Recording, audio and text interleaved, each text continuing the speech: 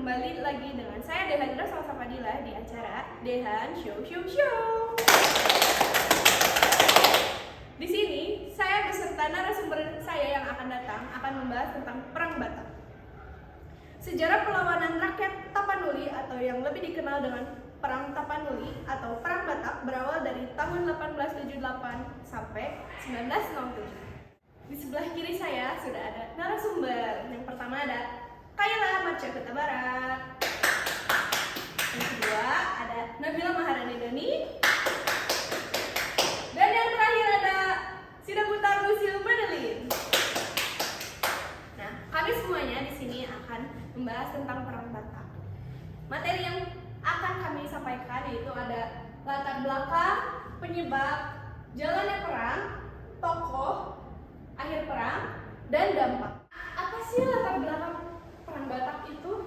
Perang Batak atau Perang Sisingamangaraja dimulai dari tahun 1878 sampai 1907 yang terjadi selama 29 tahun. Perang Batak ini terjadi disebabkan kedatangan bangsa Belanda ke pedalaman Batak yang waktu itu dipimpin oleh Sisingamangaraja XII sebagai ahli waris dari Sisingamangaraja XI yang masih bebas dari bangsa Belanda. Daerah Batak ini terletak di Danau Toba dan sekitarnya. Batak merupakan sebuah daerah yang tentram dan damai karena terhindar dari pertentangan dan ketegangan, dan juga masyarakat di sekitar ini percaya kepada pemimpin mereka yang akan menjaga keselamatan mereka semua. Masyarakat sekitar sangat susah menerima pengaruh dari luar yang mereka anggap sebagai pengganggu tradisi mereka. Namun hal ini tidak bisa dihindari lagi karena pemerintahan Hindia Belanda selalu ingin memperluas pemerintahan mereka. Sebelum sudah ada juga pada masa FOC, tetapi tidak begitu berpengaruh.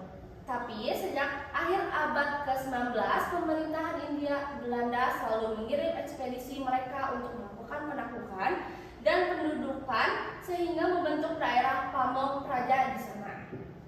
Setelah Perang Padang berakhir, Hindia Belanda bergerak menuju daerah sekitar, termasuk daerah sekitar Danau Toba.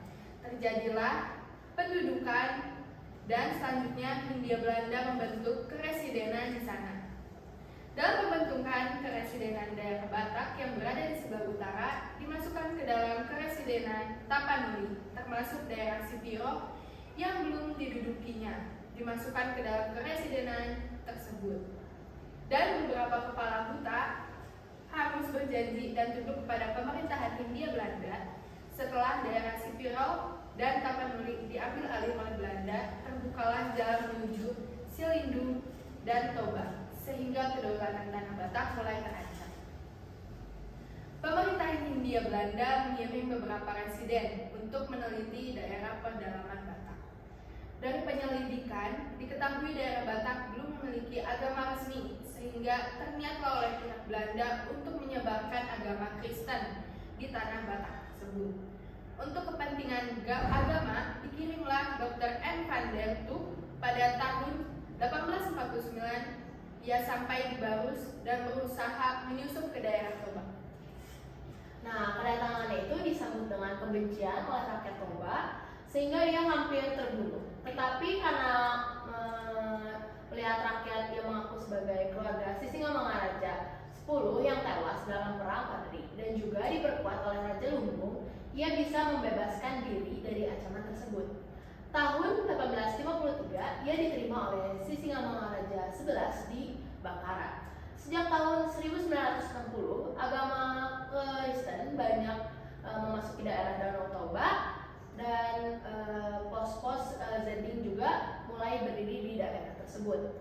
Nah, sejalan dengan itu, pemerintahan Hindia Belanda menggerakkan pasukan militernya ke daerah Barus dan Singkel dan memasukkan pedalaman Aceh juga. Nah, dalam keadaan yang sama, Sisingamangaraja XI meninggal dan digantikan dengan Patuang Besar Ompu Pulau Batu yang bergelar Sisingamangaraja XII.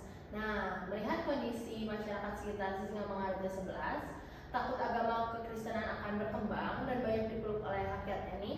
Jadi di sisi lain ia juga takut kedudukannya tidak dianggap lagi gitu. Maka yang ditakutkan lagi oleh Sisingamangaraja terputusnya hubungan antara rakyat dan pemimpin negerinya yang dahulu sangat ketat, sehingga hal inilah yang menyebabkan Sisingamangaraja berusaha untuk mengusir Belanda dari tanah Batak. Selanjutnya, apa penyebab terjadinya perang Batak? Sebab awal perang Batak adanya tantangan Raja Batak Tapanuli yang masih menganut agama Batak kuno atau bisa disebut animisme dinamisme atas penyebaran agama Kristen di Tapanuli.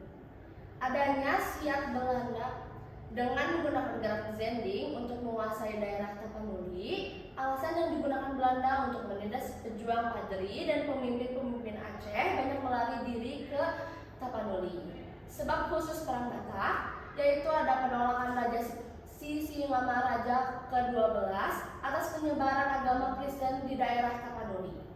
Perang Tapanuli 1878 sampai 1907 terjadi karena kebijakan Belanda di Nusantara dan berlaku juga di Tapanuli membuat rakyat mengalami penderitaan yang hebat. Banyak para petani yang kehilangan tanah dan pekerjaannya karena diberlakukan politik liberal yang membebaskan kepada para pengusaha Eropa untuk mendapat menyewa tanah penduduk pribumi. Nah, selanjutnya, gimana sih jalannya perang Batak itu? Nah, puncak meledaknya perang ini di mana orang-orang dari Sisingamangaraja membakar zeding-zeding dan juga membakar rumah-rumah. Hal ini juga dipacu oleh pihak Belanda di mana terdengar bahwa pasukan Sisingamangaraja 12 dengan bantuan Aceh telah siap untuk perang di Silindung. Sehingga inilah yang menyebabkan Belanda panas dan langsung pergi ke Silindung untuk menyelamatkan rakyat yang beragama Kristen di sana. Pasukan militer Belanda disambut oleh Sisingamangaraja dengan pernyataan perang. Maka tahun itu juga meletus perang di Silindung. Nah, kita pengen tahu gak sih siapa aja tokoh dalam perang Batak itu? Oke, nah yang pertama tentu aja dong kita bakal membahas tentang Raja Sisingamangaraja 12. Nah, Raja kelahiran 18 Februari 1845 ini memiliki nama lain Patuan Bosar. Pada masa kecilnya, ketika Sisingamangaraja 12 dinobatkan menjadi Raja Batak, waktu itu umurnya baru 19 tahun, masih muda banget. Nah, sampai pada tahun 1886, hampir seluruh Sumatera sudah dikuasai Belanda, kecuali Aceh dan Tanah Batak yang masih berada dalam situasi merdeka dan damai di bawah pimpinan Raja Sisingamangaraja 12. Nah, yang waktu itu tuh masih sangat muda ya. Nah, rakyat itu bertani, berternak, berburu, dan sebagian ada juga yang berdagang. Nah, kalau Raja Sisingamangaraja 12 mengunjungi suatu negeri, semua yang ditawan harus dilepaskan. Beliau memang terkenal anti perbudakan atau penindasan dan sangat menghargai kemerdekaan. Belanda pada waktu itu masih mengakui tanah Batak sebagai yang artinya adalah daerah Batak yang tidak tergantung pada Belanda. Namun, pada 17 Juni 1907, Sisingamangaraja 12 berhasil ditangkap di dekat Aik Sibulbulon, daerah dari Dairi, dalam keadaan lemah. Dan akhirnya Sisingamangaraja meninggal terbunuh di tempat saat melakukan perlawanan terhadap Belanda. Yang kedua, ada Van Dalen. Van Dalen lahir di Makassar 23 Maret 1863. Pada tahun 1888, Van Dalen ditugaskan ke Aceh yang sudah bertahun-tahun bergolak perang. Dan pada tahun 1904, Van Dalen diperintahkan untuk mendamaikan dan mematahkan perlawanan ke Tanah Gayo dan Alas yang diperkuat oleh 10 Brigade Marcos. Ekspedisi itu berawal pada tanggal 8 Februari 1904 sampai 23 Juli 1904. Penugasan ini terdiri atas beberapa bagian yang terpenting antara lain di Gajoloes diperlawankan atas dipatahkan, 12 penghulu didatangkan, pejabat harus dijamin kependudukan dan kekuasaannya. Di Tanah Alas perlawanan juga harus dipatahkan, akhirnya kedatangan di Tanah Batak Karo dan Pakpak untuk mencari elemen musuh. Van Dalen meninggal di Den Haag 22 Februari 1930 pada umur 66 tahun. Nah, yang selanjutnya ada Kapten Hans Christoffel. Kapten kelahiran tahun 1621 ini memiliki nama lengkap Hans Jacob Christoffel von Grimmelhausen. Pada umurnya yang baru menginjak 10 tahun, ia diculik oleh pasukan tentara Hessian dan Christoffel merasakan petualangan kehidupan militer selama 30 tahun berperang. Namun setelah melewati masa-masa peperangan, akhirnya Christoffel meninggal pada 17 Agustus 1676. Nah, yang selanjutnya adalah Pendeta Normanson. Nah, Ingvar Ludwig Nommensen atau I.L. Nommensen lahir di Nordstrand, Denmark atau yang kini kita sering sebut sebagai Jerman, 6 Februari 1834 adalah seorang penyebar agama Kristen Protestan di antara suku Batak, Sumatera Utara. Ia telah mendirikan sebuah gereja terbesar di tengah-tengah suku bangsa Batak, Toba, yaitu Kuria Kristen Batak Protestan atau yang sering masih kita dengar yaitu HKBP. Pada usia 20 tahun, Nommensen berangkat ke Bremen, sekarang itu sebagai Wuppertal, untuk melamar menjadi penginjil. Selama 4 tahun, ia belajar di seminaris Zeding Lutheran Rheinische dan atau yang sering disebut RMG. Sesudah lulus, ia kemudian ditasbihkan menjadi pendeta pada tahun 1861. Pada 14 Mei 1862, Nommensen tiba di Padang. Ia mulai misinya di Barus, namun pemerintah kolonial tidak mengizinkan dengan alasan keamanan. Oleh sebab itu, ia bergabung dengan penginjil-penginjil lain, yaitu misionaris pendeta Heini dan pendeta Klamer yang telah berada di daerah Sipiro. Nah, setelah kita mengetahui tokoh-tokoh dari Perang Batak, selanjutnya kita penasaran gak sih akhir dari Perang Batak itu apa? Gimana? Pada tanggal 4 Juni 1907, pihak Belanda mengetahui bahwa Sisingamangaraja berada di Penegen dan Blululage, dan mereka melakukan penggerebekan melalui Huta Angkoris yang tak jauh dari Pangmuhan. Ternyata Sisingamangaraja telah meninggal tepat itu sebelum mereka datang. Sisingamangaraja terus menyingkir ke daerah Alaha, sementara itu Belanda terus mengejar melalui Kampung Batu, Simbolon, Bangkaras, dan Koni.